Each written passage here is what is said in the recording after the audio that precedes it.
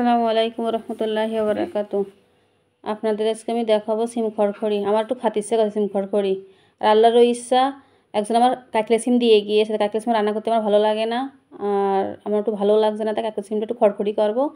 প্রথমে হচ্ছে কেটে নিচে একটা আলু আর কিছু সিম, নেওয়ার পরে কড়াইতে তেল দিইনি, তেল বাদে একটু হলুদ দিয়েছি, পানির সাথে একটু হলুদ দিয়েছি, একটু লবণ দিয়েছি, দিয়ে পানিটা উতলে যাওয়ার পরে সিমটা দিয়ে দিছি। পানি বেশি দেওয়া যাবে না, অল্প দিতে হবে পানি, সামান্য একটু পানি দিতে হবে, বেশি পানি দিলে জিনিসটা সুন্দর হয় না, কালারটা নষ্ট হয়ে যায়। যেটা শুকনো শুকনো করে জাল দিয়ে এটা তুলে রাখছি। আর যদি গরম পানির ভিতরে সিমটা না দেওয়া হয়, ঠান্ডা পানিতে দেওয়া হয়, তাহলে সিমটা একটু দরকচড়া লেগে যায়। এই জন্য একটু পানিটা হলদি লবণ দিয়ে গরম করে নিতে হয়। দেখেন সুন্দর সিদ্ধ হয়ে গিয়েছে। দিয়ে এবার কিছু কড়াইতে এবার তেল দিছি। তেলটা গরম হয়ে যাওয়ার পরে কিছু শুকনো ঝাল, বিশালা শুকনো ঝাল দিয়ে দিছি। ওই ঝালের বীজটা কাটতে পরে খুব মজা লাগে। আর পেঁয়াজ দিছি,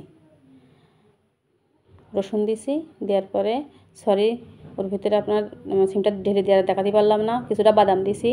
আপনারা যদি রসুন পেঁয়াজ কেউ যদি না খান, তেলের পরে শুধু ঝাল আর বাদাম আর একটু জিরে দিয়ে নাড়াচাড়া করতে পারেন। দিয়ে সিমটা দিয়ে সুন্দর করে একটু শুকনো শুকনো করে নাড়াচাড়া করে তুলে রাখবেন।